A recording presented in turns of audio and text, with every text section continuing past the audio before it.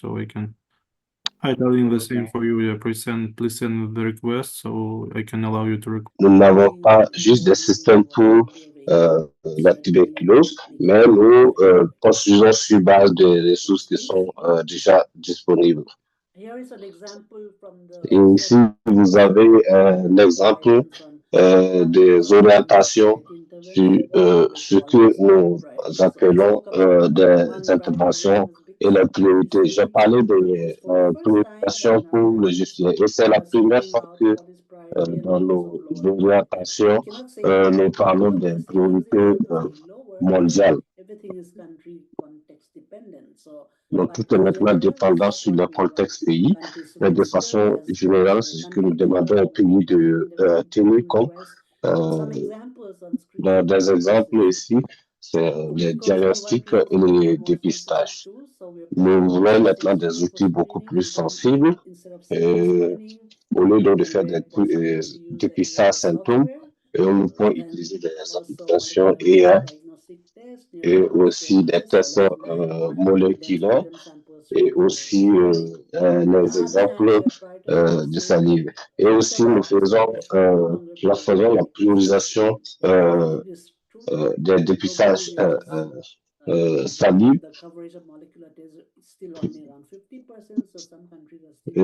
Certains pays sont toujours sur le dépistage microscope et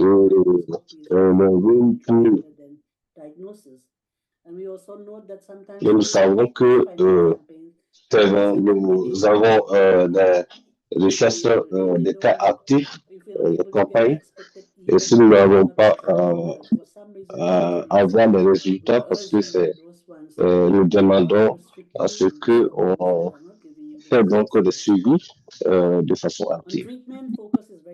Pour ce qui est des traitements, l'accent est mis sur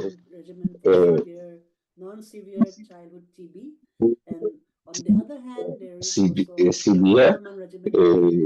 Il y a aussi un régime pour donner une saison. Donc, nous disons que pour ce ne sont pas des priorités parce que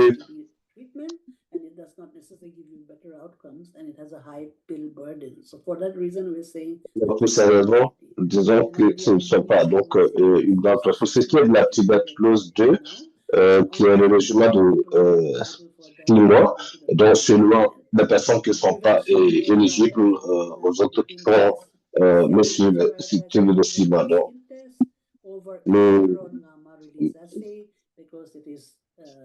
because antigen-based skin tests are more easier to use because they don't need a lab structure and also it costs much lesser. So on TPT, I think alors, pour ce qui est de TP, nous disons que si vous êtes le procès de ressources, nous n'attendons pas à ce que le TPC puisse couvrir tout le groupe qui en auront besoin. Mais si vous devez prioriser et mettre l'accent sur les enfants qui ont moins de 5 ans, donc on peut le faire et parce que ce sont des groupes qui le plus souvent peuvent avoir différents types de VIH. Et la deuxième raison est que on peut aller facilement donc au traitement s'il n'y a pas de défi. Et tout est dépendant sur le contexte. Si vous travaillez sur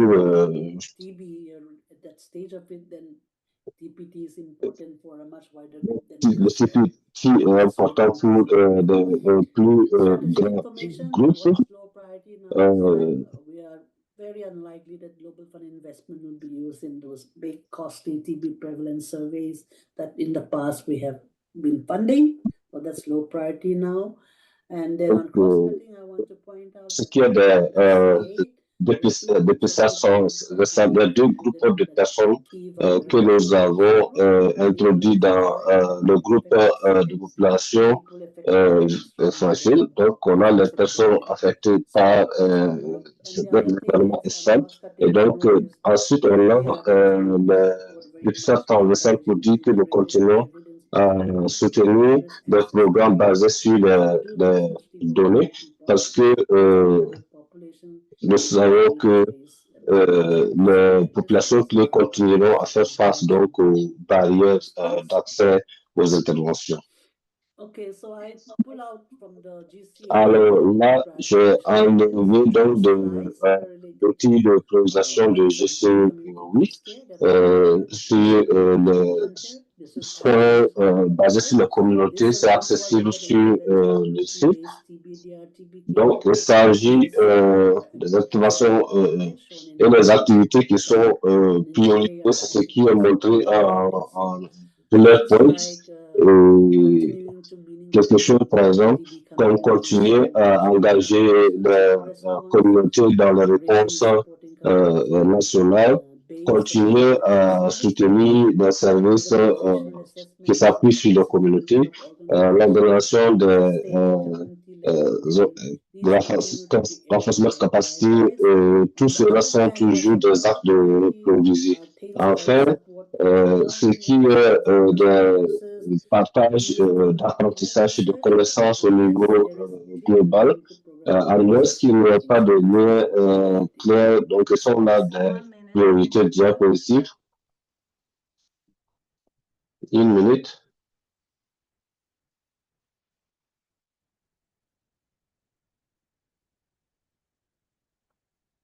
Yes, please. Yes, continue. But Oui, just one minute allez-y, left. allez-y, mais vous avez une minute qui reste. I thought you wanted to ask Il n'y a me. pas de souci. Please. Donc, diapositive, So, no, the previous one. So the other one is la précédente.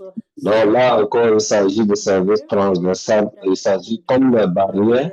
Nous faisons la priorisation des zones pour les investissements du Fonds mondial et vous pouvez regarder donc ces informations après. Et cela dit, je vais revenir à Boana.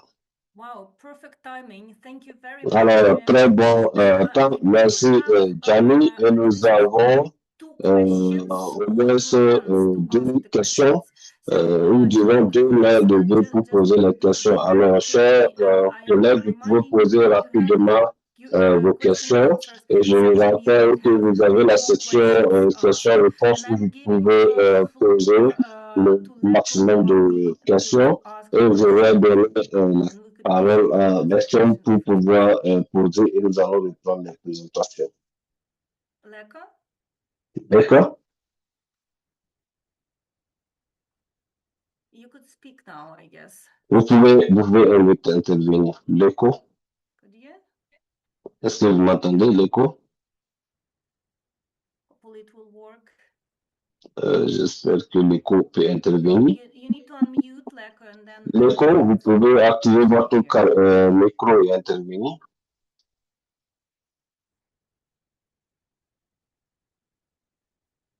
No, I could not hear from the. Alors, je ne peux pas entendre l'écho. Sorry, then let us. Alors, donc, nous allons aller à notre Sergei. Si vous êtes là, si vous avez une question, vous pouvez intervenir.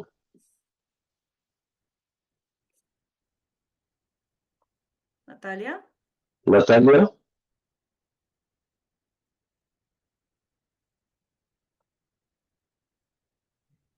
Sorry, yeah, probably by mistake. Alors, désolé, j'avais une erreur. Sorry.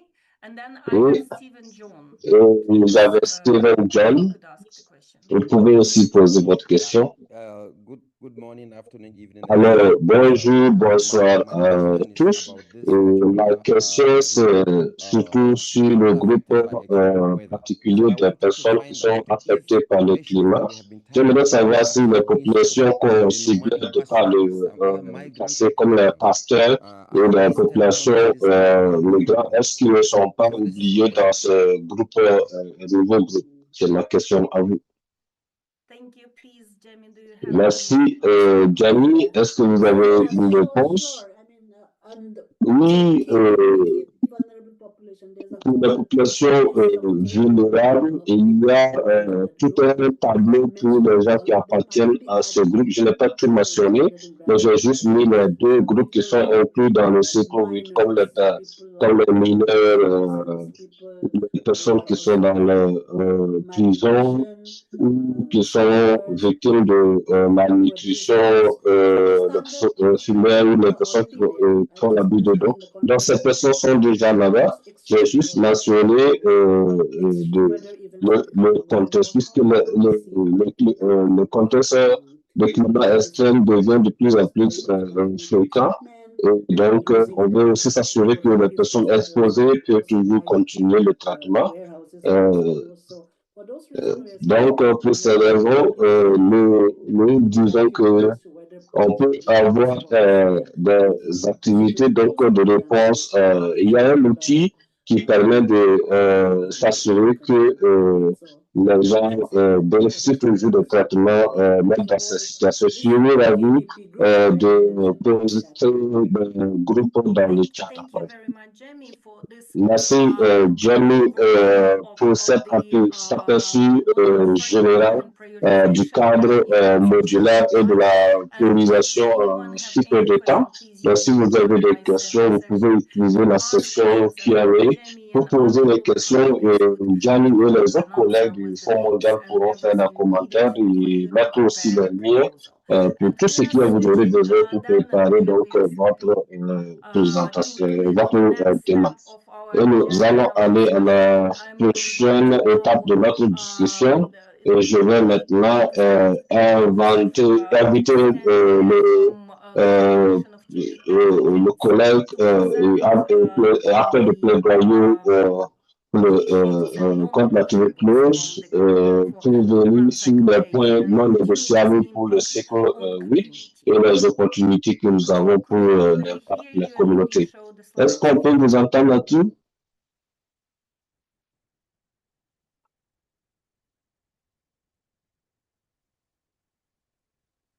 No. Est-ce que le micro n'est pas coupé? And it seems he's not with us yet. So Oui, j'ai l'impression qu'il n'est pas avec nous pour le moment. Donc, on peut aller au représentant communauté. À sa présence, on pourra lui donner le micro. Et donc, on va voir si Fatou est là. Peut-être que le micro.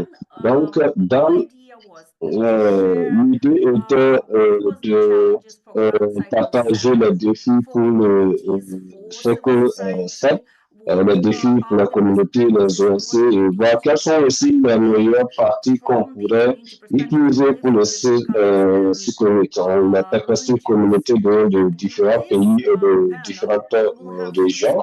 Et pour ce panel, on a 3 intervenants de Kenya, Népal et modèle et vous aurez des questions pour les intervenants, des questions sur comment vous avez fait cela et les leçons que vous avez apprises.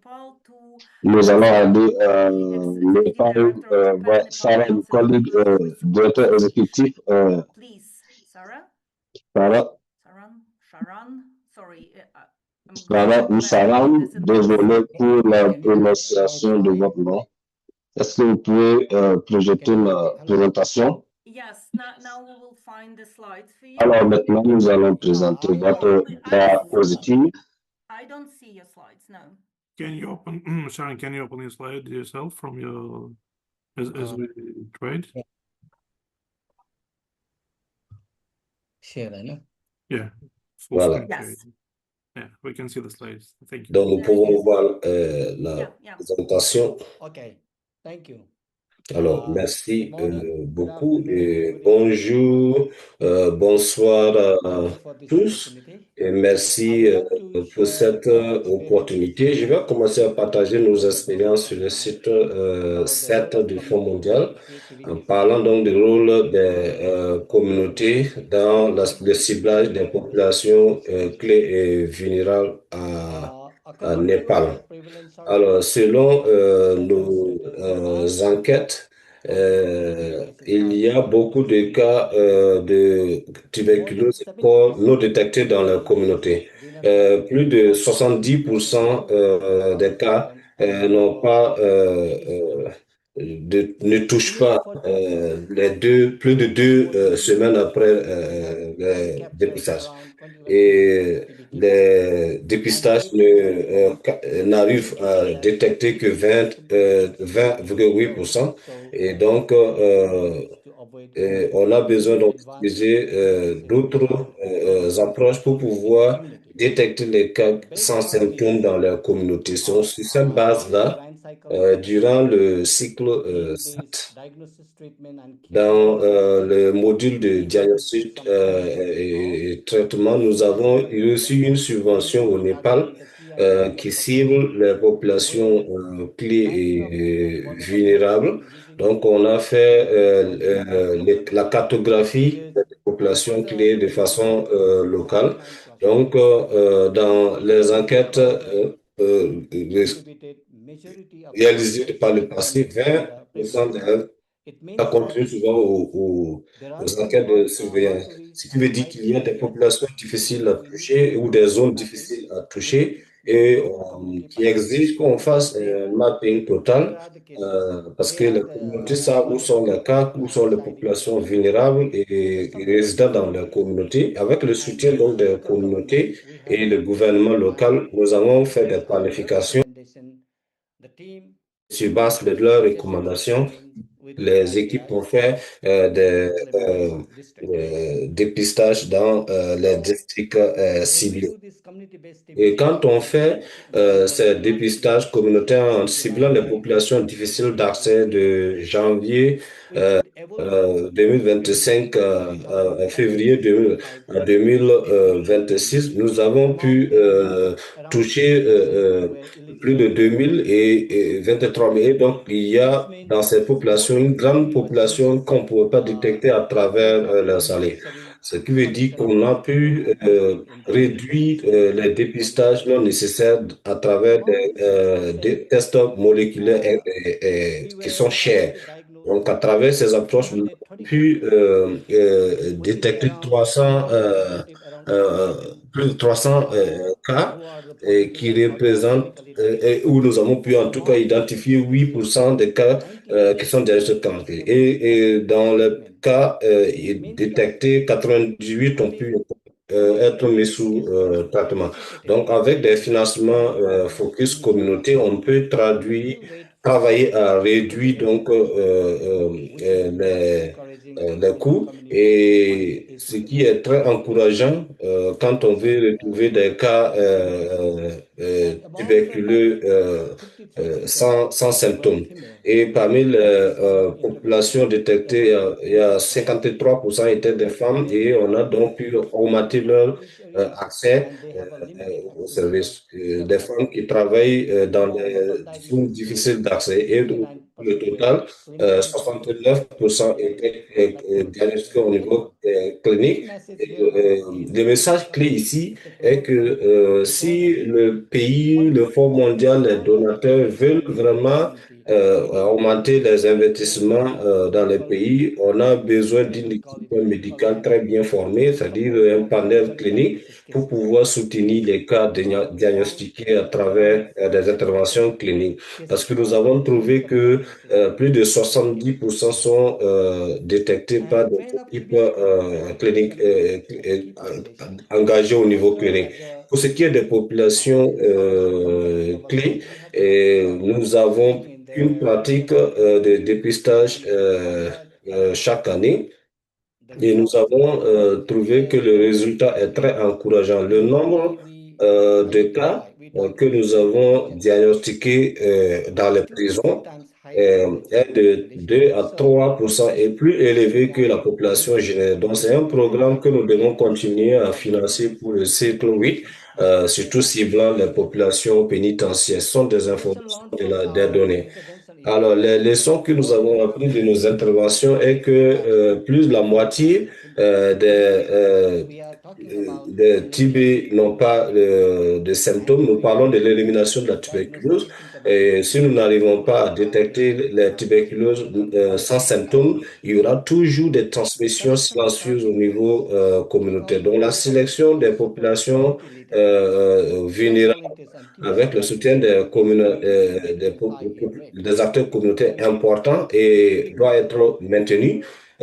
Si on veut faciliter l'accès aux services, nous devons maintenir les cibles qui sont mentionnées dans notre stratégie nationale ou dans le cadre du Fonds mondial. Et la grande participation des communautés et surtout des femmes et des personnes âgées qui sont souvent laissées pour compte dans les populations difficiles à toucher. Ici, nous avons un terrain qui ne permet pas l'accès. Donc, ce type d'activité peut améliorer leur accès. Plus de 40% des cas de diagnostic de ces personnes viennent à partir des acteurs communautaires. Donc, le GC8, ce que nous devons faire, c'est maintenir l'importance des soutiens communautaires, ces soutiens basés sur les familles et les enseignements et les participations significatives des gouvernements locaux. Donc, au début, pour le cofinancement, ce que nous avons fait, quand nous avons invité les gouvernements locaux dans nos programmes, ils nous ont soutenus avec la couverture des transports, utilisation des réseaux sociaux pour le plaidoyer au niveau communautaire pour les campagnes et cela nous a beaucoup aidé. En conclusion, ce que je peux dire est que la richesse des cas et des soins est beaucoup plus effective au niveau communautaire, surtout pour des TB sans symptômes. Euh, et l'amélioration des capacités donc de dépistage est importante parce que si nous élargissons, nous pouvons avoir beaucoup donc de trucs comme le MWRD et augmenter donc les capacités. Les capacités actuelles ne sont pas suffisantes pour ce type d'activités quand nous voulons toucher la communauté. Par exemple, les activités de promotion, d'éducation, l'offre d'information. Il y a beaucoup de personnes qui ne savent pas quels sont les points existants. Et donc, en faisant le partage de ces informations, peut permettre donc de la population. Donc, à l'avenir, pour le GC8, je suggère que la mise en œuvre donc, des échantillonnages est important pour réduire le coût, le temps et le coût donc, des tests microscopiques. Donc, l'expérience du cycle 7 est que au sein des participants qui sont éligibles au test, il y a beaucoup qui ne pourraient pas produire la salive qu'il faut. Donc, la diversification des stations est importante et les communautés pourront aider à collecter des salives qualité. Et pour ce qui est des points de soins, nous avons des sites limités et nous n'allons pas entretenir ça dans les centres microscopiques. Donc, on doit utiliser des outils qui permettent de faire les dépistages de confirmation.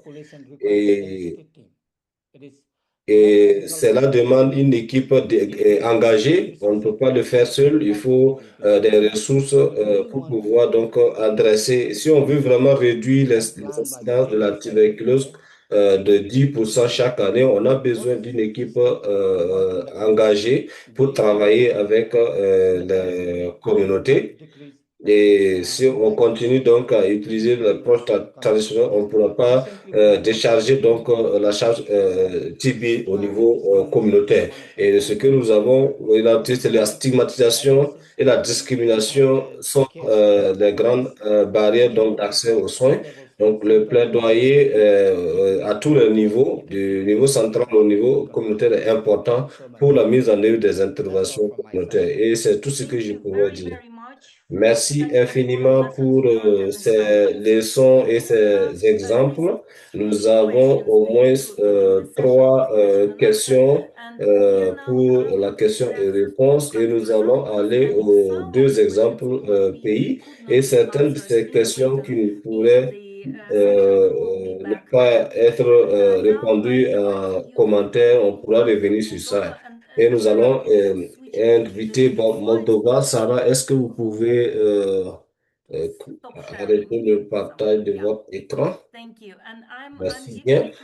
Et je vais maintenant donner la parole aux sociétés de Moldova libres de tuberculose, Alsana Rushnil, qui va faire une présentation de ses expériences en Moldova. Merci beaucoup. Est-ce que je peux voir la diapositive? Donc là, il s'agit de l'introduction. Alors, merci Ghana, merci aussi Sharon pour le partage de l'expérience de différents pays. Et pour ce qui est de mes perspectives, je vais partager ce que nous avons atteint ces 2 ans de mise en œuvre du cycle 7 et nous encourageons les communautés à suivre certaines de nos pratiques et pour renforcer les capacités des OSC et communautés parce que c'est un point très important. Je vais conseiller les,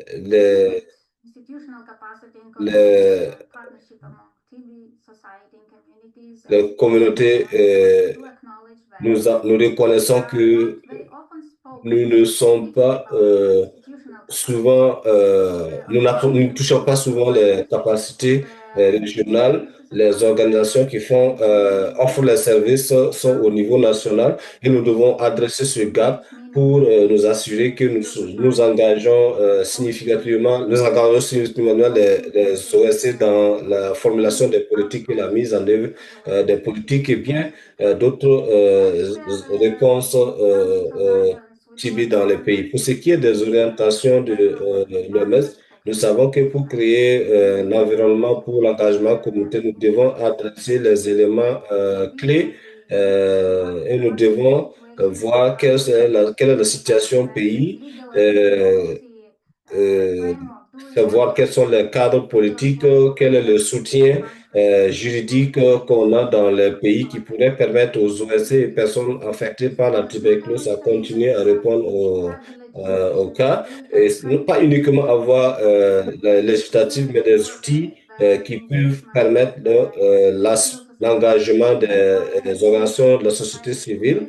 Et pourquoi j'utilise les OSC? C'est parce que dans les pays, c'est là-bas où on a souvent des cadres, ce sont souvent des cadres qui permettent aux communautés de se rassembler et d'engager significativement les politiques. Il faut aussi des plateformes. Est-ce que nous avons des plateformes d'engagement OSC communautés de façon formelle ou informelle? Des cadres ou des partenaires, y compris les communautés et OSC, peuvent avoir des discussions significatives et partager des informations et mettre l'accent sur les communautés dans le système de santé pour s'assurer que les communautés, les OSC, apportent des réponses complémentaires aux réponses nationales et travaillent donc en partenariat pour le système de santé et arrivent à couvrir là où le cadre formel n'arrive pas à couvrir. Il s'agit donc de l'intégration de la tuberculose avec le financement approprié et des mécanismes appropriés et bien des outils aussi d'engagement, etc. Alors ici, nous parlons de financement durable. On ne peut pas engager les gens de la manière dont nous avons les communautés et on doit donc nous assurer qu'on a une idée sur les allocations budgétaires pour pouvoir faire les travaux pratiques terrain par les OSC. Et ce que nous avons fait, Dans la conception de GC7, nous sommes rassurés que nous avons les ressources et c'est à ce niveau qu'il faut d'abord agir et avoir donc des lignes budgétaires qui sont dédiées à l'engagement communautaire, avoir des ressources pour la recherche des cas actifs et pour le soutien et un budget pour le plaidoyer, les activités de suivi dirigées par la communauté. Et pour pour pouvoir engager les gens dans la politique d'action de mise en œuvre, nous devons avoir une ligne budgétaire qui permet donc de renforcer les capacités et le leadership des communautés parce qu'on veut s'assurer que les demandes s'assurer que ne laissent pas tomber différentes composants.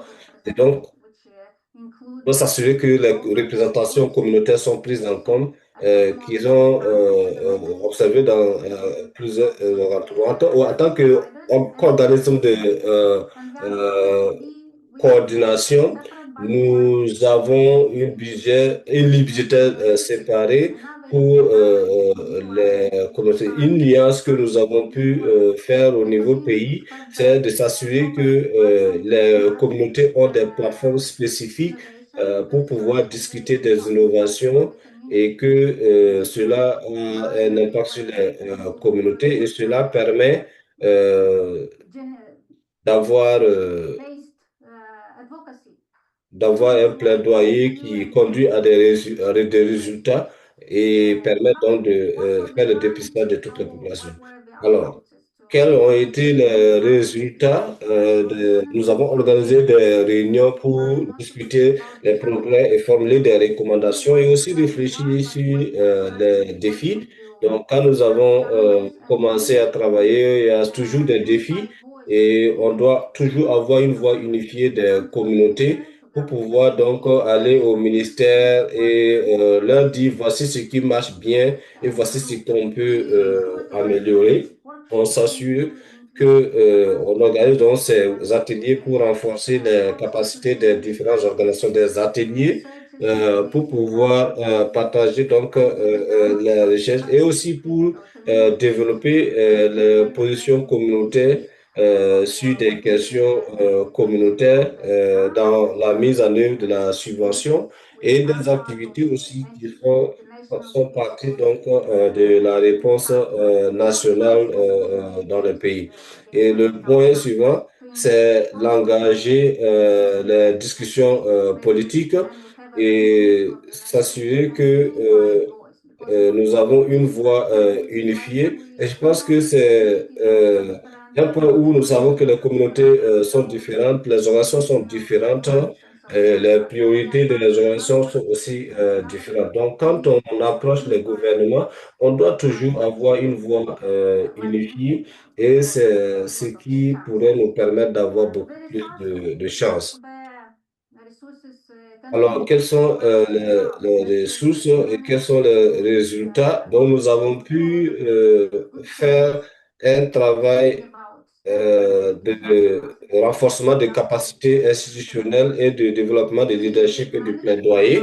Nous avons pu aligner avec les coopérations gouvernementales euh, le Fonds mondial. euh,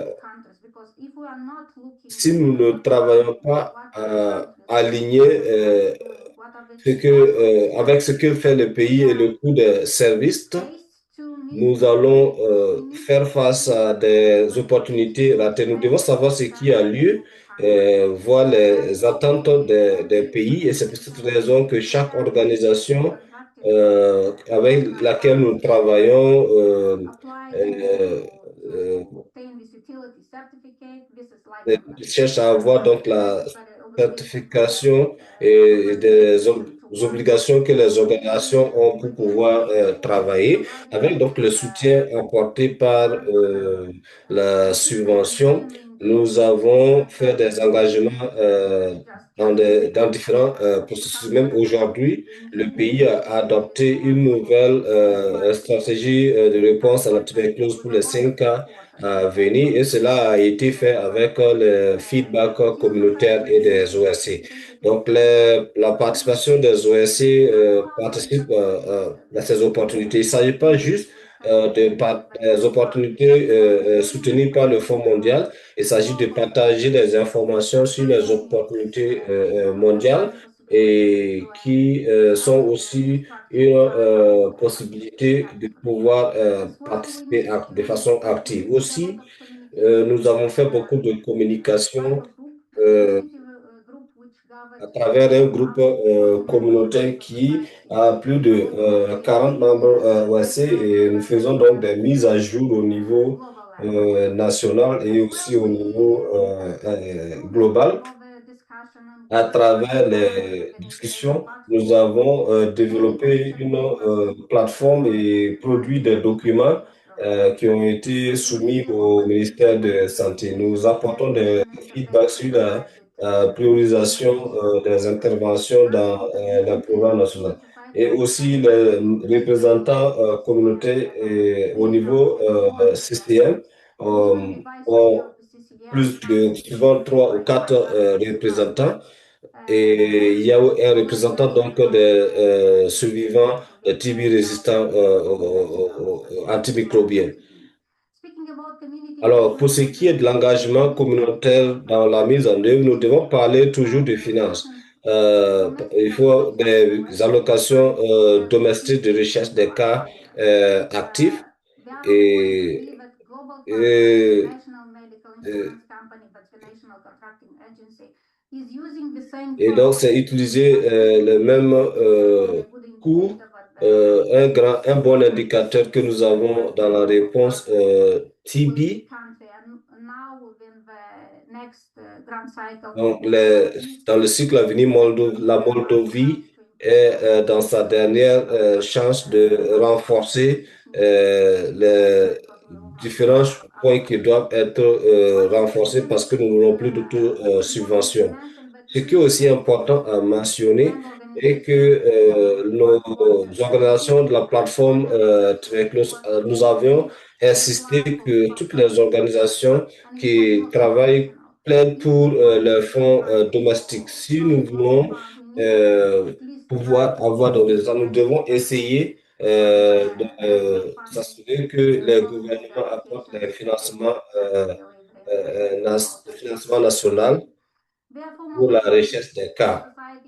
Alors, les OSC de la Moldovie ont fait un alignement avec les attentes gouvernementales pour pouvoir créer les partenariats et la fondation pour pouvoir renforcer donc la participation communautaire. Alors, pour conclure, ce que nous pouvons faire et ce que nous pouvons toujours faire, c'est de vraiment réfléchir sur toutes les pièces du puzzle, s'assurer que nous avons les ressources, soutenir le renforcement des capacités et le leadership, sinon nous n'allons pas avoir des engagements significatifs ou des recommandations politiques.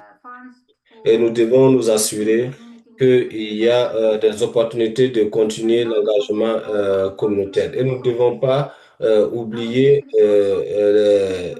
l'allocation des ressources. Nous devons continuer considérer l'impact de ces communautés aux réponses nationales et nous devons réfléchir à la possibilité d'avoir d'autres donateurs. Et nous insistons toujours pour la discussion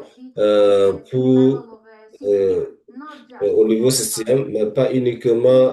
Nous devons discuter avec le CCM au-delà donc du Fonds mondial et pour s'assurer que les allocations sont alignées et permettent d'éviter la duplication et qu'on augmente donc l'impact.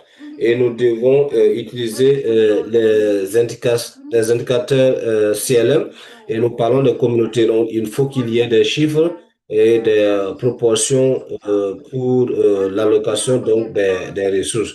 Et nous ne devons pas oublier dans tout ce que nous faisons, nous devons nous aligner avec les normes ou attentes gouvernementales.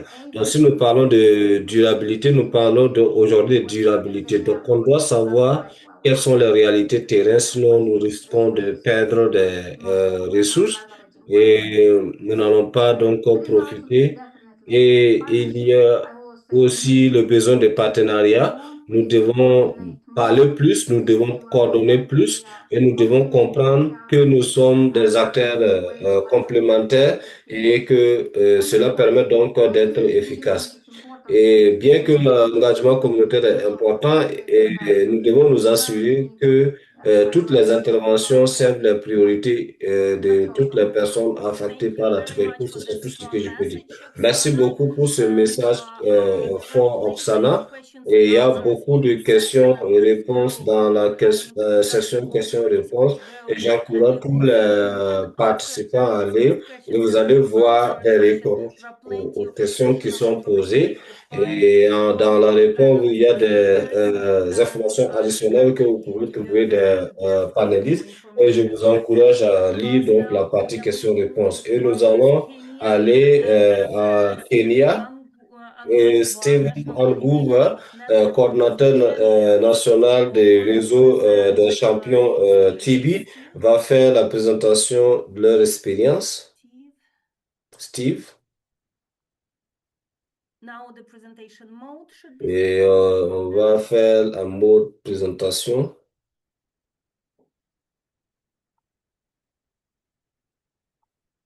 Well, thank you very much.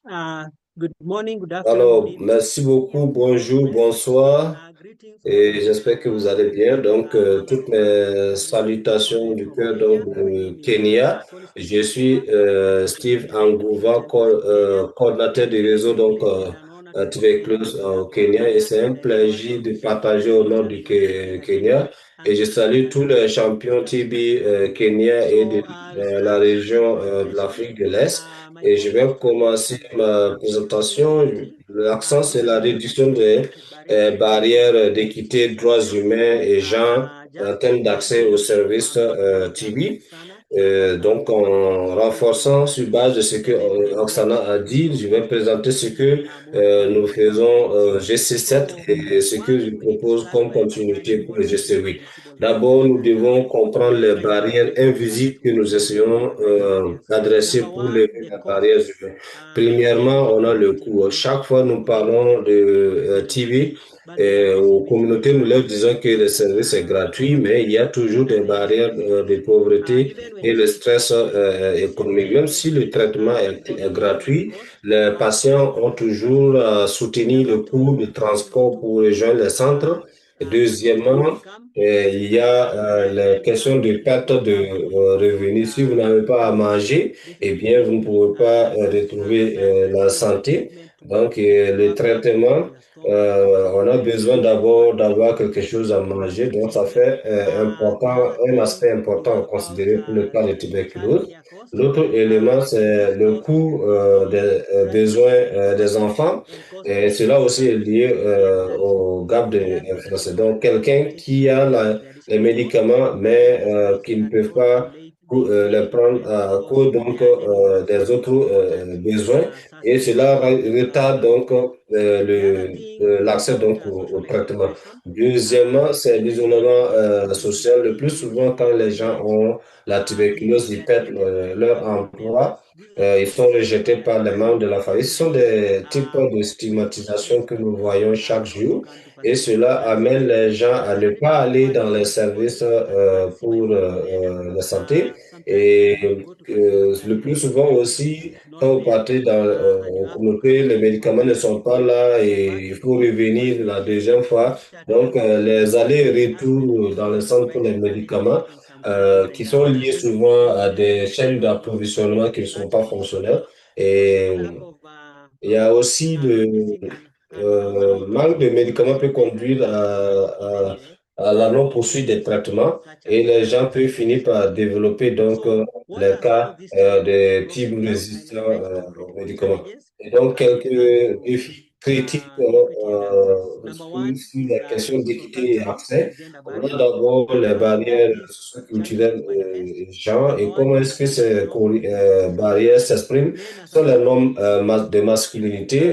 Traditionnellement, l'homme doit être fort, Et cela décourage donc les hommes à demander les soins et cela conduit à des diagnostics très tard. Donc, quand un homme visite le CSPS, c'est quand la tuberculose a atteint un certain niveau. Il y a aussi la vulnérabilité domestique. Le plus souvent dans nos cadres, l'homme est le gagne-pain et pour qu'il puisse accéder pour que les femmes puissent accéder au centre de santé, il faut demander le financement ou le soutien financier du mari.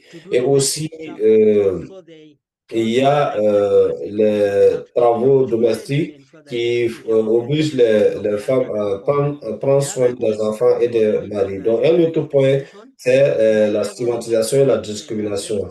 La stigmatisation communautaire et l'auto-stigmatisation retardent la détection des détections et certaines personnes ont peur de parler de leur statut TB et d'être exclus. Donc, le plus souvent, ils peuvent dire qu'ils ont eu des urgences, mais ils ne peuvent pas dire qu'ils ont la tuberculose parce qu'ils savent que si ils donnent leur statut, il y a toujours des stigmatisations même à nos jours. Il y a des gaps stigmatiques et on a des traditionnels qui sont offerts à un temps spécifique et qui ne tiennent pas compte des personnes qui ne peuvent pas visiter les services à ces heures-là. Par exemple, les personnes qui sont en prison vont toujours rater, les personnes qui sont dans les zones rurales peuvent rater parce que ils ne peuvent pas accéder aux services aux heures d'ouverture. Deuxièmement, on a les barrières économiques. J'ai déjà mentionné le cas que même si le médicament est gratuit, les patients font face toujours à des coûts indirects comme le transport et qui sont des éléments importants dans le traitement de la tuberculose. Un composant, c'est l'abandon du traitement. C'est quelque chose de très fréquent. La barrière économique amène les Kenyans à choisir entre l'aliment et les médicaments. Donc, si vous avez à choisir entre les médicaments et ce qu'il faut manger, eh bien, qu'est-ce que vous allez faire? Et peut-être que vous avez 5 ou 6 enfants qui vous entendent, eh bien, ils vont faire la priorisation de l'aliment au lieu donc des médicaments ou d'aller au centre. Donc, le défi donc de TB résistant au microbien est important. Et comment est-ce qu'on adresse ces défis avec le GC7? D'abord, nous avons garanti l'intégration de l'assurance maladie. Sur le GC7, tous les parents des TB résistants ont eu un soutien social y compris le soutien médical. Donc, tous les clients de TB résistants, ce n'est pas vraiment tous les patients qui bénéficient de ce soutien, mais ceux qui ont une tuberculose résistante aux médicaments. Et donc, ça a changé. Euh, on a travaillé donc pour avoir donc la durabilité. Et quels sont les bénéfices? Les bénéfices est que les clients ont une couverture beaucoup plus complète et ils arrivent à avoir des soutiens qu'ils n'avaient pas et ça répond donc à ce qui influençait les résultats. Donc, pour ce qui est des transferts financiers, le soutien c'est euh, directement orienté aux populations, aux patients qui en ont le plus besoin. Mais ce n'est pas suffisant parce que ce n'est pas suffisant, nous mettons l'accent sur les TB résistants et on a beaucoup de Kenyans qui ont des TB résistants et qui doivent bénéficier donc de ces initiatives. Alors aussi, l'accent sur l'équité et c'est TB, met l'accent sur le TB spécifique et l'aspect d'adhérence donc au traitement est très important. Et comment nous nous assurons que nous ne laissons personne pour compte? Premièrement, nous avons besoin de redevabilité, quelque chose d'important. On a besoin de suivi dirigé par les communautés pour permettre donc aux patients de relever les gaps et les cas de discrimination qui pourront permettre d'améliorer l'offre des services au niveau communautaire. Et nous devons décentraliser le diagnostic, aller donc vers les personnes. euh, et cela permet donc de faire le diagnostic. On ne doit pas attendre que les gens viennent dans les facilités. Nous devons apporter les services où se trouvent les gens et nous devons nous adapter et investir dans les nouveaux molécules. Par exemple, le dépistage assisté par l'intelligence artificielle. Nous devons toucher donc toutes les zones et cela pourrait permettre de réduire le temps de mise en traitement. Et rappelez-vous, le soutien donc au droit de santé pour tous et toutes les personnes et l'engagement. Donc, quelles sont les interventions importantes que nous considérons? Durant le GC7, nous avons un progrès vers la considération de la tuberculose comme un cas social qui chacun apprend ses responsabilités et à demander les soins. Et la preuve est que on a fondé ces orientations sur les évaluations qu'on a eu à faire pour dire que ces barrières sociales empêchent donc l'accès aux soins. Donc, nous adressons ces gaps-là et nous allons à la population à la porte donc de leur maison. L'idée, c'est d'arriver à atteindre la couverture sanitaire universelle en rendant donc les services accessibles à tous. Donc, quelles sont nos demandes pour le GC8? Premièrement, nous devons faire une mise à l'échelle des programmes de levée des barrières et les actions importantes est que nous devons institutionnaliser l'éducation sur les questions des droits et la réduction de l'estimation. Quand les gens n'ont pas accès à la justice d'État est une justice refusée. Et nous devons aussi avoir donc des programmes avoir des programmes transformants au niveau genre. Nous apprécions le cadre conception droits humains de GC8, mais nous devons travailler à intégrer les programmes transformatifs et les facteurs socio-économiques. Et l'objectif, c'est arriver à adresser la base donc, de la vulnérabilité pour adresser les causes et nous devons investir sur les actions terrain. Troisièmement, nous devons protéger la confidentialité des clients dans les soins primaires. Donc, je sais que le GC8 n'a pas parlé donc de l'information dans l'intégration en tant que telle, mais dans les soins primaires, nous devons maintenir les interventions qui étaient là-bas et aussi s'assurer que nous ne réduisons pas la qualité des services pour les populations. Nous devons intégrer, mais de façon droits humains et intégration centrée sur les personnes, mais pas une intégration parce que l'intégration est attendue, mais s'assurer que même sur la question d'intégration, nous regardons d'abord les personnes avant les systèmes. Quatrième élément, nous devons renforcer les systèmes communautaires et les espaces civiques. Ce sont des espaces qui permettent d'engager toutes les communautés. Nous devons soutenir le suivi dirigé par les communautés et si nous avons les outils, nous pouvons investir sur ça, investir des ressources pour des outils digitaux et cela pourrait permettre aux communautés de nous donner des informations qui permettent d'améliorer le système. L'objectif est que les communautés ont les données, ils sont des experts, donc ils ont ces données communautaires pour pouvoir formuler les politiques nationales. Si nous adressons cela en GC8, nous pourrons aller à la bonne direction pour lever les barrières droits humains. Et cela dit, merci beaucoup et au plaisir de lire les questions et d'apporter d'autres contributions. Merci beaucoup pour la présentation des priorités de Kenya et les raisons donc des champions Kenya et c'est une présentation très ambitieuse dans différents contextes. Il y a une question pour Steve, vous pouvez poser dans la section questions et réponses.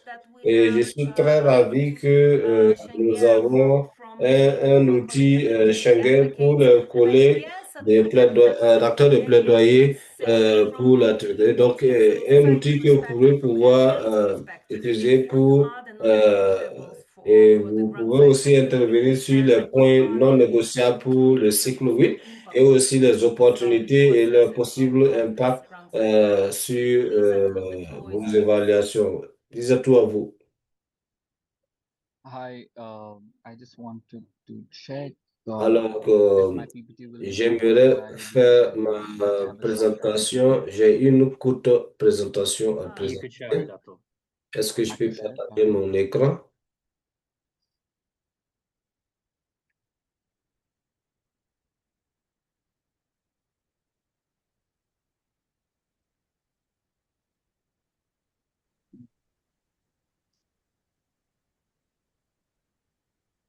So, hello everyone. Good Alors, afternoon. bonjour à tous. Est-ce que vous pouvez mettre en mode présentation si c'est possible? Yeah. Yes, now it's brilliant. Yes, Oui, maintenant c'est bon, c'est un mode Good afternoon, présentation. everyone, and Alors, very good bonjour morning. à tous Thank you et for merci attending to this pour discussion. cette opportunité de participer à la discussion. Je suis Dr. Schengen, acteur de plaidoyer pour la tuberculose, et je vais partager des réflexions sur avec l'accent sur ce qui doit être priorisé et ce que cela veut dire pour les So, communautés I'll sur start with le terrain. I mean, Alors, en termes de présentation de very qui nous briefly. sommes, j'ai So, juste TPT touché ça de is a façon platform that rapide. where Donc, we GCT we est discuss une plateforme qui what rassemble des organisations et nous mettons l'accent sur le plaidoyer et renforcement des capacités communautaires pour s'assurer que les populations affectées, surtout les populations marginalisées, ont un engagement significatif dans les prises de décisions. Nous voyons les communautés comme partenaires, mais pas juste des acteurs de mise en œuvre, donc ils contribuent au partenariat et à la redevabilité. Et cela est surtout important pour le GC8, où les décisions de priorisation vont avoir des effets sur qui a accès aux services et qui n'a pas accès. So, what are the key shifts Alors, quels sont les points pour le GC8? Nous avons tous abordé ces points. Nous avons certainement aussi discuté cela. Je vais donc juste revenir sur ces points. one of the defining features of this Et un des défis, c'est le financement limité et l'allocation que nous avons actuellement, c'est autour de 10,68 milliards, qui est vraiment faible depuis donc 2020.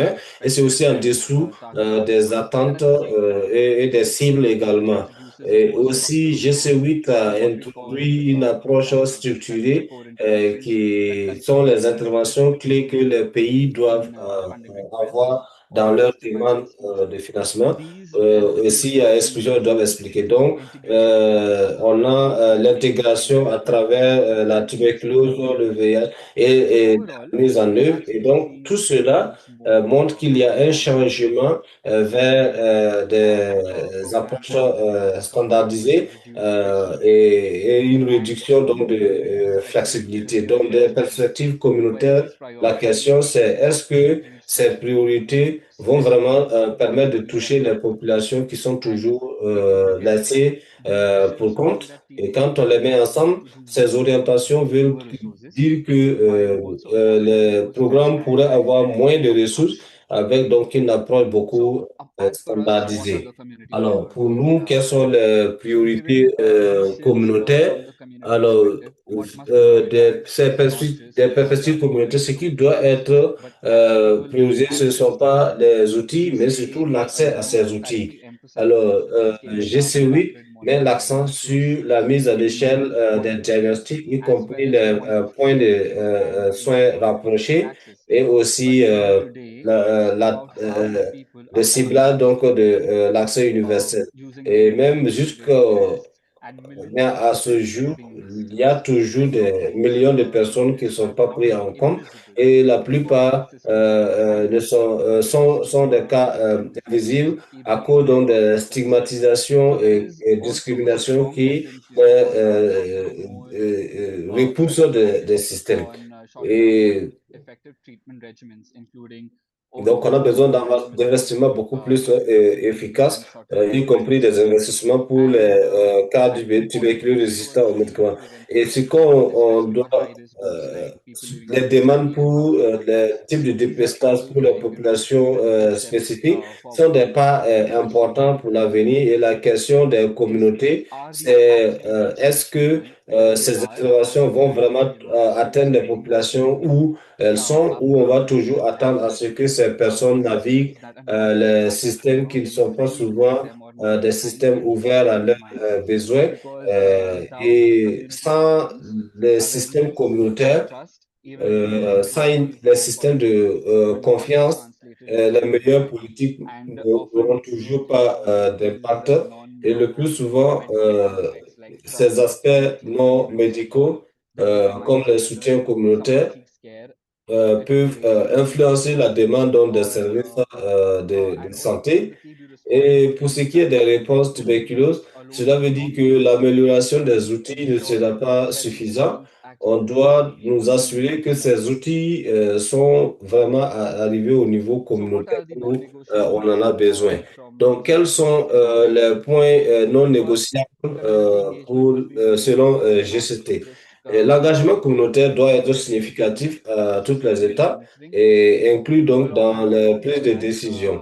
Et en plus, c'est important de renforcer les capacités des communautés, surtout pour la question de la tuberculose, pour ne pas qu'on rate l'opportunité donc de diriger donc l'approche. Parce que jusqu'à présent, c'est comme on met l'accent sur les programmes, les politiques qui sont souvent présentés comme écrits ailleurs et qui doivent être maintenant mis en œuvre par les communautés.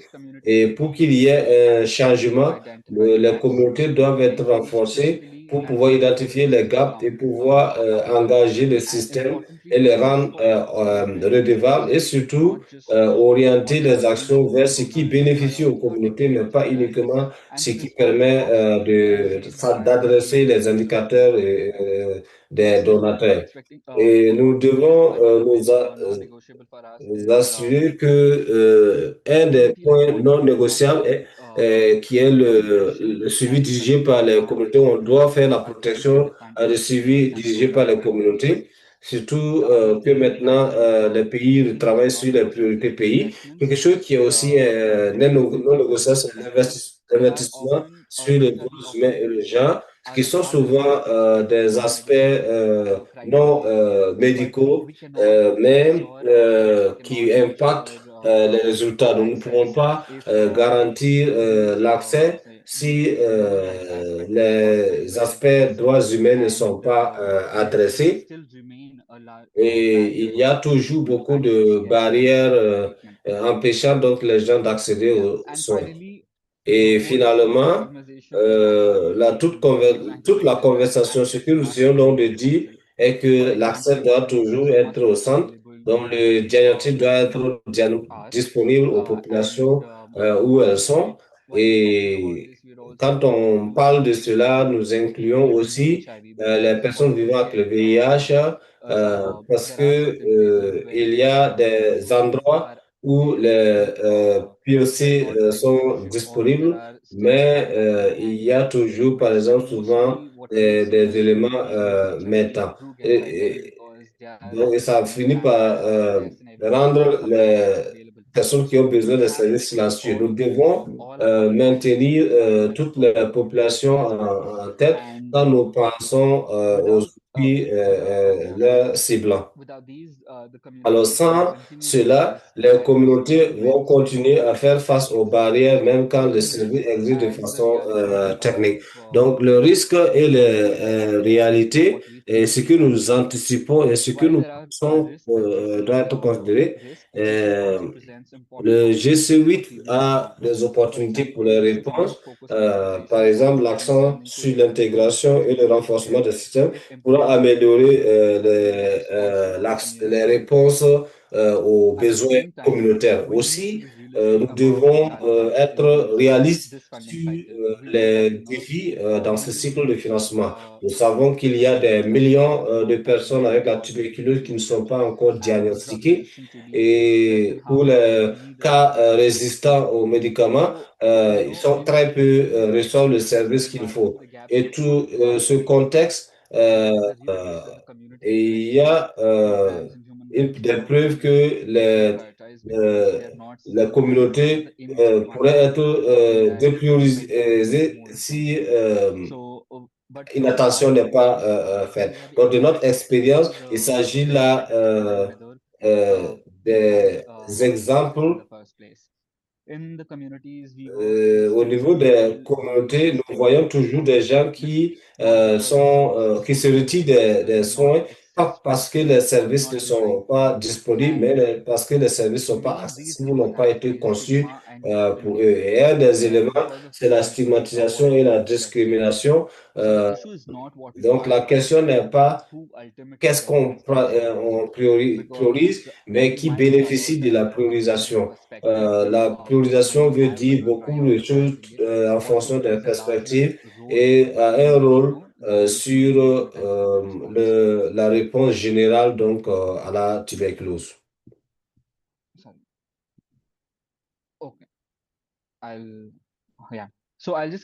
Alors, je vais juste conclure avec cette diapositive. Donc, le GC8 donne un cadre pour améliorer les diagnostics et travailler sur l'intégration, mais l'impact viendra donc de la mise en œuvre des orientations sur le terrain et les communautés ont un rôle critique à jouer pour combler les gaps. La priorisation dans des cadres contexte financier est nécessaire, mais ne doit pas être fait au coût de l'équité. Et parce que mettre fin à la tuberculose demande qu'on adresse aussi les questions de stigmatisation et qu'on crée la demande des services de soins. Donc, les questions de droits humains sont importantes et permettent donc de toucher les populations les plus affectées. Donc, mettre fin à la tuberculose ne demande pas uniquement l'offre de services, mais de toujours toucher les personnes qui sont laissées pour compte. Et je vais m'arrêter là. Merci. Merci beaucoup à tous. Et il y a une question de Caroline dans le chat. Ce serait bien si vous pouvez aller à la session questions-réponses et répondre à l'écrit ou partager des résultats sur comment la stigmatisation affecte l'accès au service de soins. Cela demande je vous encourage les panélistes et les experts qui sont dans cet appel à aider avec les liens vers des ressources qui peuvent permettre de justifier pourquoi c'est important de protéger les populations affectées donc de stigmatisation. Et nous progressons maintenant vers le mot clé de nos jours qui est l'investissement. Et je vais aller à Common Smith, qui est chargé du programme CRG, ce groupe de soutien Stop TV. Et je pense que Common pourrait partager quelques informations sur le paquet d'investissement TV. Comment est-ce que vous pouvez intervenir? Est-ce que vous m'attendez, Dana? Oui, je peux vous entendre. Est-ce que vous pouvez faire la présentation en mode? Sorry, it's taking a bit of time here. Oui, ça prend un peu de temps. Is that it? Fantastic. Thank you all. Thank you all very Alors, much. merci tous d'avoir invité Stop TV Partnership à participer. Je suis Kiva, coordinatrice pour les OSI, un mécanisme de subvention pour les communautés et les OSI pour leur engagement et leur influence sur la réponse tuberculose. Donc, en regardant cette diapositive, vous avez des informations collectées de la réponse mondiale à la tuberculose de l'OMS. Et donc, ce qu'on voit est que le monde est carrément hors objectif sur toutes les cibles, les grandes cibles donc, de la tuberculose, surtout en la prévention, l'équité et le financement. Par exemple, les incidences sont baissées donc de 12% comparé à des cibles de 50%. Les décès liés à la tuberculose est de 29% comparé à des attentes de 75%. Et donc, nous sommes en dessous des cibles. Et malgré tout cela, et malgré le fait que la tuberculose reste à être la maladie la plus dangereuse qui tue le plus, on a toujours très peu de financement au niveau mondial. Et aussi, les communautés affectées par la tuberculose sont sous-représentées dans la plupart des mécanismes de coordination avec donc très peu faible contribution aux prises de décision. Et cela est relevé dans un rapport que nous allons publier à la fin donc, de ce mois, mettant l'accent sur le renforcement des CCM pour le cycle 7 et le cycle 8. Donc, je vais parler surtout du cycle 8. Nous travaillons en collaboration avec les représentants CCM et les OSC pour avoir aussi les perspectives de plusieurs pays. Nous savons qu'il y a des restrictions financières et les priorisations et des demandes à l'intégration avec donc les risques pour les investissements TB, surtout pour les services qui ciblent les populations sous-servies. Ce qu'il faut aussi retenir est qu'on a le leadership communautaire et sans ça, les pays ne pourront pas atteindre les résultats qui permettent l'accès équitable aux services. Alors, donc, le cycle 8 doit être une opportunité stratégique pour la communauté TB pour faire la priorisation des programmes pour la préparation aux pandémies et aussi pour renforcer les approches dirigées par la communauté et fondées sur les données. Nous devons faire des partenariats pour utiliser les opportunités. Nous avons développé des paquets de subventions de soutien pour le GC8 et ces paquets de subventions visent l'engagement efficace des communautés dans les dialogues pays, la préparation des demandes pour soutenir le plaidoyer pour la priorisation des interventions qui sauvent des vies et s'assurer que les attentes communautaires sont prises en compte à travers le GC8. Donc, il s'agit là donc des partenaires Chance Community qui ont été soutenus par Expertise France et il s'agit donc des organisations que nous soutenons et qui sont actifs dans 15 pays, 2 régions. Ils sont 29 partenaires au total. Et à travers eux, nous arrivons à suivre et analyser l'engagement communautaire dans la préparation des demandes. Et cela permet de voir comment les approches centrées sur les personnes sont prises en compte dans les débats et le financement. Nous travaillons avec les partenaires sur ces points. Alors, pour aujourd'hui, je vais toucher une zone de notre soutien qui est l'articulation des priorités TB dans le GC8 qui sont alignés avec les 4 piliers des défis pour les OSC. Premièrement, on a la prévention communautaire salvatrice de tuberculose. Deuxièmement, suppression des barrières, réduction de la stigmatisation et garantie d'accès à tous. 3, générer la demande et le financement de nouveaux outils. Et 4, renforcer les systèmes communautaires et la durabilité des services intellectuels. Et je pense que tout cela est aligné avec ce que le précédent a dit. Et donc, pour nous, nous ne voyons pas cela comme des points isolés, mais une continuation alignée donc avec les principes et changements stratégiques au niveau de GC8. Alors, premièrement, en termes de priorisation de la tuberculose dans la communauté, nous savons que la prévention et le diagnostic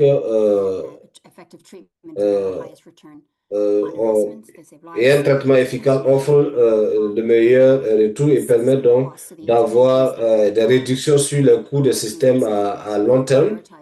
Donc, on doit faire la priorisation sur base des dépistages qui ciblent la population. Donc, des interventions existent déjà. Il s'agit donc de faire la recherche des cas actifs, utiliser les outils nouveaux. Donc, on doit avoir des préventions. Nous devons intégrer le dépistage de la tuberculose dans les soins de santé, décentraliser le soutien pour différentes formes de tuberculose, traitements aussi décentralisés qui sont centrés sur les personnes et qui sont fondés sur les données existantes et aussi l'adhérence digitale. Nous savons que le leadership des communautés affectées est important parce que ça permet de détecter les cas et c'est ce qui a été démontré à travers le travail du Fonds mondial et d'autres partenaires. Deuxièmement, nous avons déjà entendu cela surtout des partenaires communautaires, c'est de lever les barrières qui sont la stigmatisation qui sont des obstacles à l'accès. Nous savons que la stigmatisation et les autres obstacles au système sont en tout cas les principaux facteurs de diagnostic retardé et de mauvaise adhésion et de transmission. Et donc, ce que nous recommandons comme intervention, c'est le suivi communautaire et réduction donc des barrières.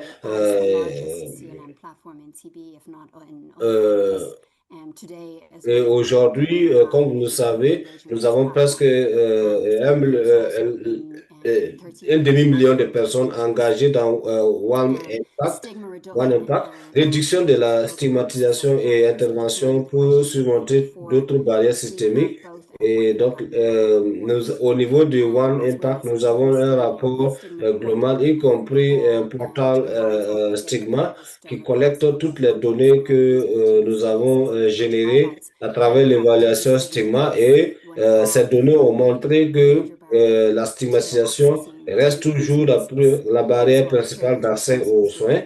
Et je vais partager ces ressources avec vous pour référence et utilisation. Et on a besoin donc de formation pour toucher les populations et intégrer le soutien communautaire quand il y a le besoin. Donc, c'est important d'engager parce que ça permet d'avoir des données centrées sur les personnes et permet d'adresser les gaps.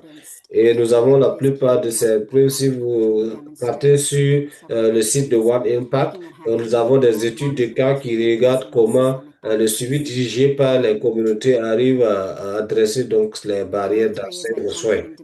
Troisième, c'est la création de demandes et financer de nouveaux outils d'innovation. Il s'agit ici de mettre l'accent sur la création de demandes fondées sur les communautés,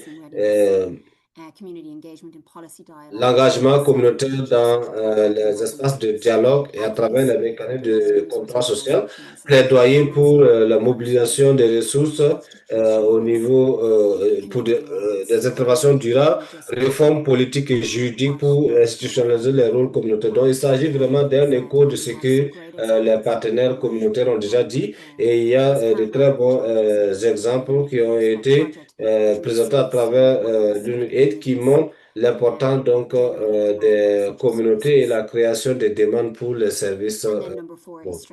Et quatrièmement, c'est le renforcement des systèmes communautaires et durables,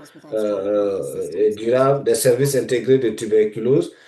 Sans les communautés, on ne peut pas avoir une durabilité aux interventions. Ce que nous recommandons, c'est le renforcement de capacité des communautés OSC touchées par le tuberculose, soutien à la prestation de services aux structures de plaidoyer basées sur la communauté, avoir des plateformes pour la collecte de données et les soutiens à tout temps, et aussi des outils de guidance assistés par IA, l'institutionnalisation et surtout le rôle communautaire à travers la construction, les contrats sociaux. Et donc, l'engagement communautaire est très important, comme nous l'avons vu dans différentes zones.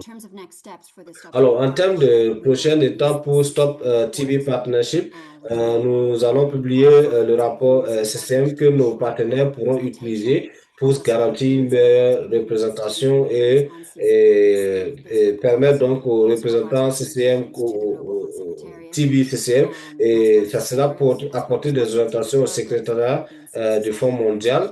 Et aussi, nous faisons en tout pour que le rapport soit pratique pour vos plaidoyers. Et nous allons finaliser le soutien, le paquet de soutien Stop TB pour les communautés la première semaine donc de mai. Et le réseau mondial des personnes affectées par la tuberculose, nous travaillons avec Georgetown University dans une série de webinaires pour maximiser sur les demandes adressées au Fonds mondial. Et il y a 7 webinaires et il y a un qui est déjà programmé pour le 29 et nous aborderons la priorisation et la subvention sera présentée en lien avec les modules du Fonds mondial. Et donc, on le fera avec les collègues du Fonds mondial qui sont là aujourd'hui. Nous allons regarder les questions d'approvisionnement, la transition, l'intégration, comme ça a déjà été demandé et plaidé pour. Donc, nous avons cela et certains d'entre vous pourraient rejoindre donc à cette série à partir donc du 27 avril. Et je vais m'arrêter là. Merci à vous. Merci beaucoup pour l'aperçu et surtout pour les possibilités d'apprendre parce qu'il y a beaucoup d'éléments qu'on ne pouvait pas avoir en ce temps court, mais restez toujours davantage jusqu'à 7 minutes pour pouvoir entendre les ressources et outils disponibles au niveau du Fonds mondial pour l'engagement communautaire dans le G8.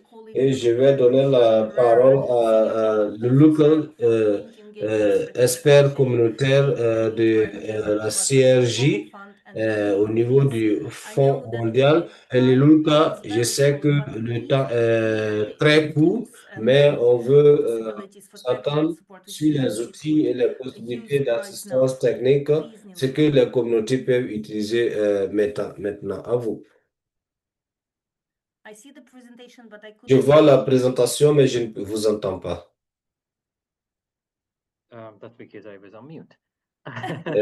C'est parce que mon micro était coupé. Il y a différents soutiens disponibles pour les communautés engagées dans le processus de dialogue et tous les présentants ont mentionné l'importance pour les communautés de participer au dialogue pays à travers les consultations jusqu'à l'allocation et à la mise en œuvre. Pour certains pays, c'est la dernière subvention. D'autres, c'est une intervention de transition.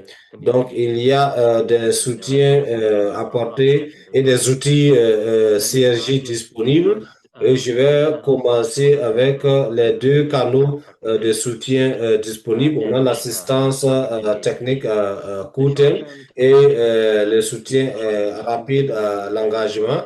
Et donc, les AT, c'est pour permettre aux communautés d'avoir une assistance coordonnée, de soutien donc de la participation des communautés dans le processus de subvention. Ça apporte donc jusqu'à 20 à 30 jours de consultance pour soutenir les communautés à faire donc des revues rapides des programmes, et développer les priorités communautés, les valider et les engager dans le processus d'allocation. Actuellement, nous n'acceptons pas des candidatures pour les pays soumettant la fenêtre 2 ou 3 et 1 ou 2, mais nous pouvons prendre des applications pour les pays soumettant à la fenêtre 3. Touchez donc vos Learning Hub régionaux pour avoir donc beaucoup d'informations. Ils pourront vous aider aussi dans le processus de candidature. Et après mon intervention, je vais passer un lien pour accéder au contenu de tous les Learning Hubs. Le deuxième, c'est des ressources minimum jusqu'à 5 000 dollars de soutien rapide pour permettre donc aux communautés de faire des consultations dans le processus donc de dialogue. Et les ressources sont limitées. Donc, je ne dis pas que nous allons pouvoir apporter ces financements à tout le monde. Donc, contactez vos hubs régionaux et discutez avec eux sur la possibilité d'accéder donc au soutien rapide à ces subventions dans votre région.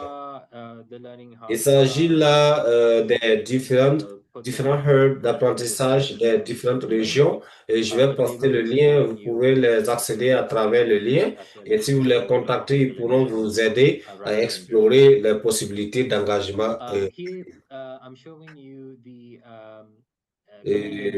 Ici, je vous montre le toolbox d'engagement communautaire. Ça fait partie donc de l'initiative stratégique d'engagement communautaire.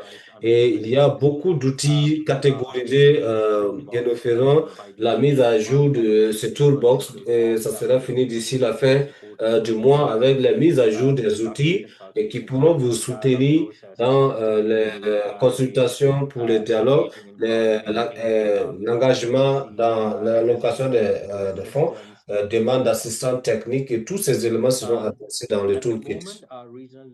Actuellement, les hubs et bien d'autres partenaires de la CRJ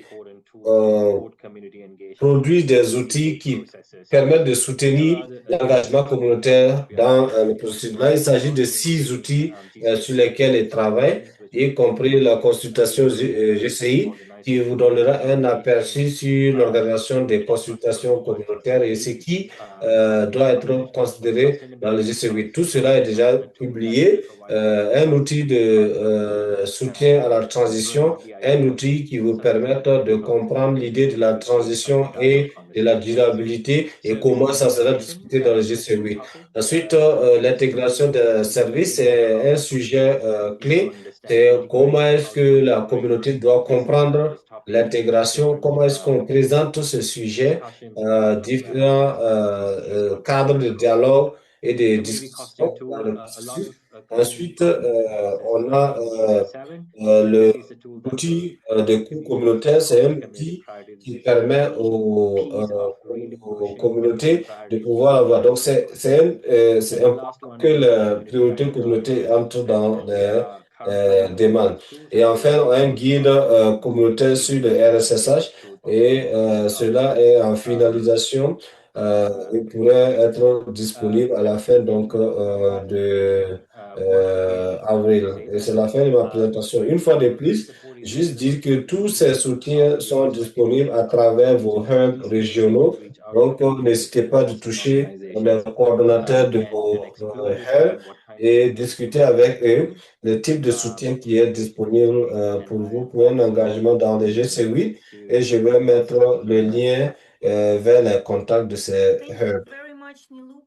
Merci bien, Luca. Et je vais dire que nos panélistes ont non seulement préparé des présentations, ont fait un travail formidable dans leur domaine de travail, mais aussi ils ont répondu à beaucoup de questions à travers donc les rapports. Nous allons pouvoir collecter les questions et les réponses pour un résumé. Mais si vous voulez apprendre davantage, vous pouvez aller à la section questions-réponses et vous aurez des détails sur l'engagement communautaire, la participation communautaire dans la préparation de la demande et la réponse TB dans le GC8. Alors, sur cette note, je vais dire que toutes les présentations seront partagées avec les participants et nous allons partager la vidéo de ce webinaire dans la langue que nous avons. Je suis très reconnaissant pour les participants et panélistes pour cette riche conversation et je vous souhaite le meilleur, tout le meilleur dans ce processus lourd de négociation et je vous souhaite en tout cas un bon sentiment pour la question donc d'intégration et de transition qui nous permettra d'aller à notre objectif commun qui est la protection et l'accès équitable à des services vitaux. Merci à chacun d'entre vous pour ce qu'on a fait ensemble et excellente journée à tous et profitons de l'air et profitons de tout ce que nous faisons. Merci infiniment. Merci. Ok, donc c'est juste pour dire merci. Oui, merci et au revoir et on se retrouve la prochaine fois pour le webinaire et des herbes du Thank you fond. so much. Merci beaucoup.